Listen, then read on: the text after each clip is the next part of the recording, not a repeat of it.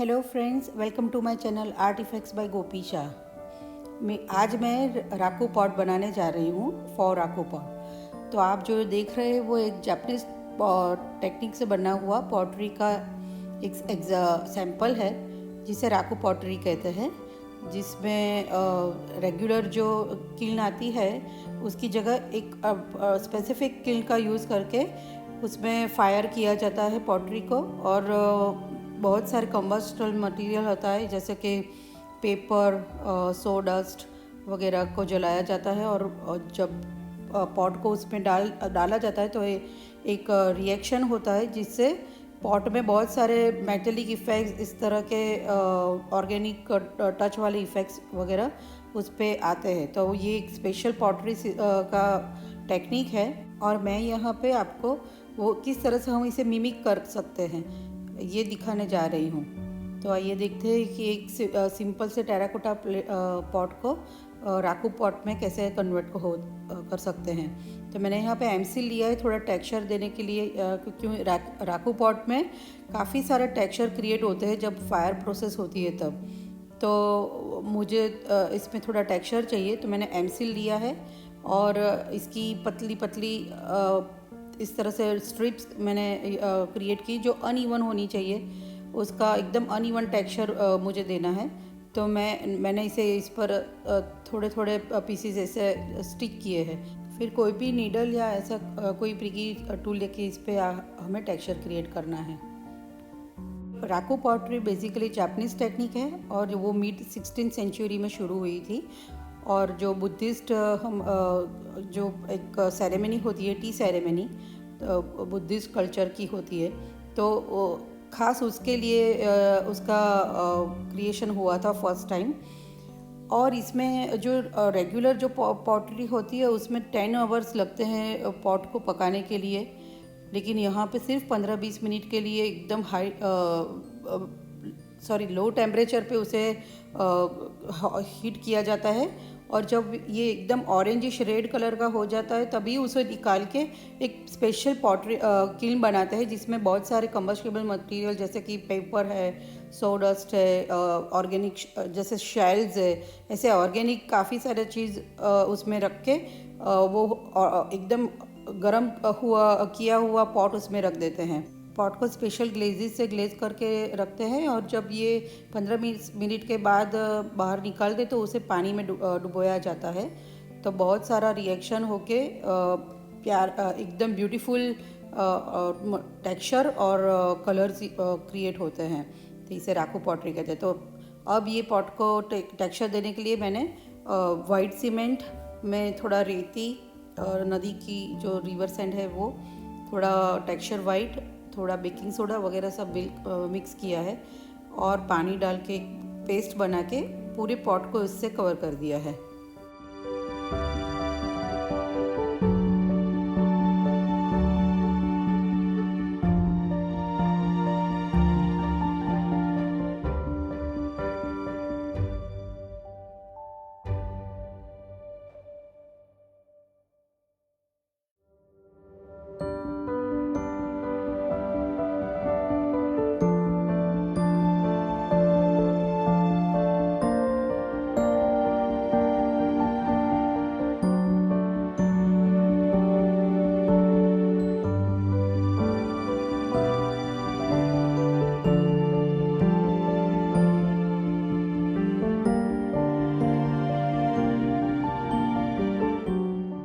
जब ये texture completely dry हो जाए तो बाद में एक कोट टेक्सचर वाइट का भी मैंने लगाया है, क्योंकि इससे एक फर्मनेस मिलती है और टेक्सचर जो एक्सपोज टेक्सचर है सीमेंट का, तो उसे एक कोटिंग मिल जाता है। बाद में पूरे पॉट को मैंने स्प्रे पेंट किया है ब्लैक कलर से।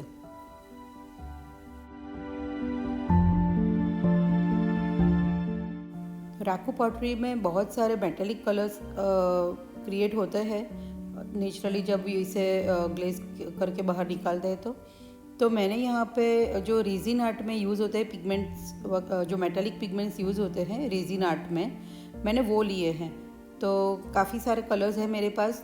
आपके पास अगर नहीं है, 2-3 है तो भी चलेगा, आप ले सकते हो, मार्केट से भी बाय कर सकते हो, आर्ट की शॉप में मिल जाते हैं। और ब्लैक कलर मैंने स्प्रे पेंट किया है, तो पहले मुझे इसे डल करना है क्योंकि ये काफ़ी शाइनी है।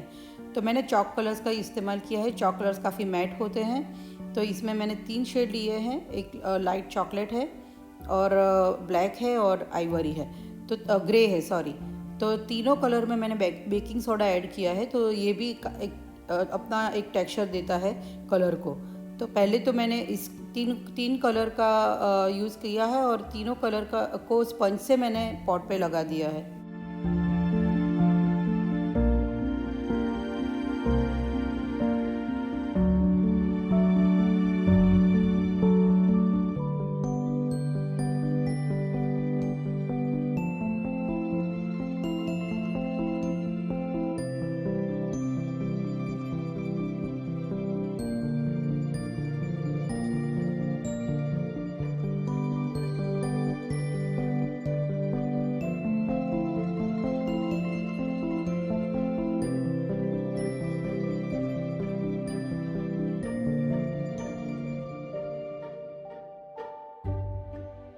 ये लेयर सूखने के बाद मैंने सारे पिगमेंट्स को प्लेट पे ले लिए हैं और ड्राई ब्रश यानी कि पानी में बिना भिगोए हुए जो ब्रश है एज इट इज़ उसका यूज़ करके मैंने ट्राई किया है ये पिगमेंट्स को पॉट पे लगाने के लिए।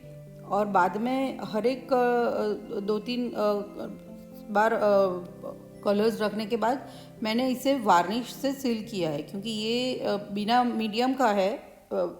पिगमेंट्स में कोई भी मीडियम ऐड नहीं किया है, तो ये एकदम बारीक पाउडर ही है। तो इसे पॉट पे चिपकाए रखने के लिए कोई बाइंडर की ज़रूरत है, तो मैंने यहाँ पे वार्निश का यूज़ किया है। और एक वार्निश एक कोटिंग लेयर बना देता है पिगमेंट्स के ऊपर, और वार्निश की वजह से पिगमेंट्स पॉट पे चिपक के रहते हैं। तो 2-3 बार इस तरह से पिगमेंट्स को पॉट पे रखिए और बाद में उसे वार्निश से कोट कर दीजिए। फिर रखिए पिगमेंट्स, फिर से कोट कर दीजिए, तो हर एक लेयर के साथ पिगमेंट्स पॉट पे चिपक के रहेंगे।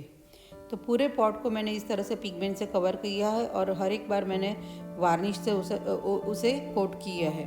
तो अगर ब्रश से नहीं अच्छा हो रहा है तो आप हाथ से भी डायरेक्ट लगा सकते हो।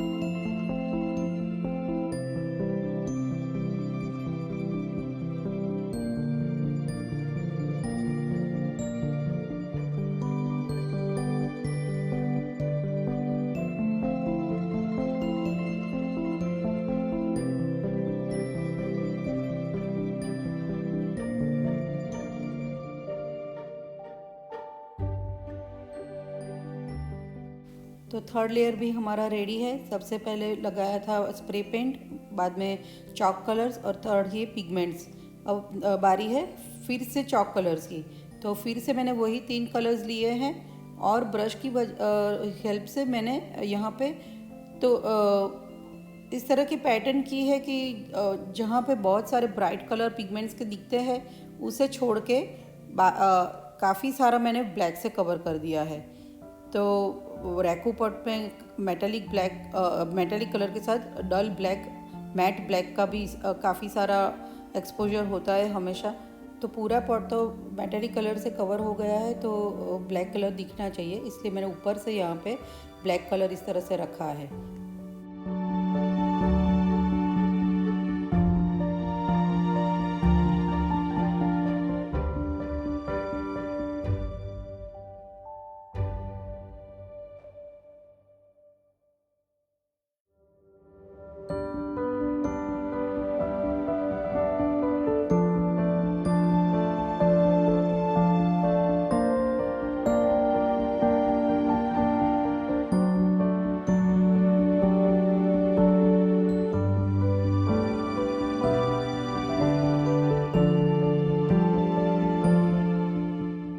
नेक्स्ट स्टेप है ब्लैक और मेटालिक कलर्स है उसे अच्छी तरह से ब्लेंड करने के लिए। ये जो पैचेस दिख रहे हैं वो नहीं दिखाना है हमें, तो मैंने यहाँ पे कॉपर कलर का यूज़ क्योंकि रैकू पॉटरी में कॉपर का बहुत सारा क्रिएशन होता है। कॉपर कलर्स काफ़ी क्रिएट होते हैं रैकू पॉटरी में, तो कॉपर और ब्रॉन्ज कलर लिए हैं और इस तरह से दोनों के बीच, ब्लैक और मेटालिक कलर के बीच में कॉपर आप रखते जाए और हल्का सा उसे स्प्रेड किए दोनों साइड कर दीजिए। मेटलिक कलर के ऊपर भी कर दीजिए और ब्लैक के ऊपर भी थोड़ा हल्का सा टचअप कर दीजिए, तो दोनों अच्छी तरह से ब्लेंड हो जाएंगे और एक ही लेयर दिखेगा। दोनों ब्रॉन्ज और कॉपर कलर दोनों एक्रेलिक मेटालिक कलर है।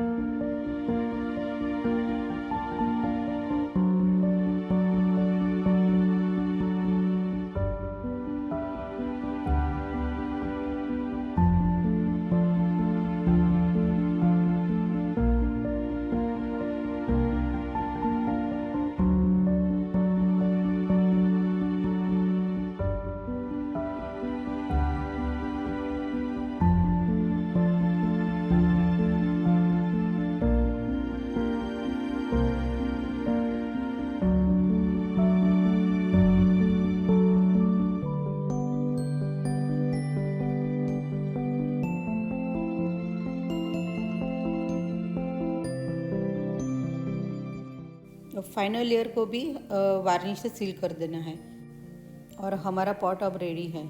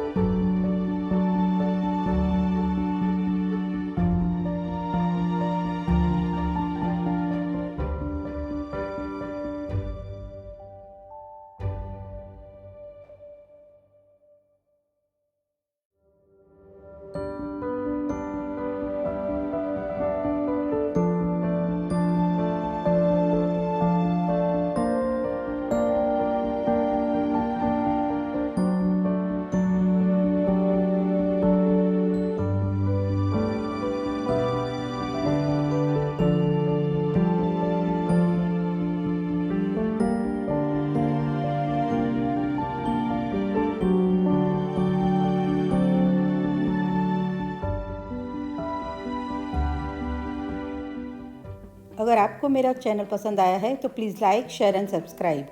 Thank you for watching.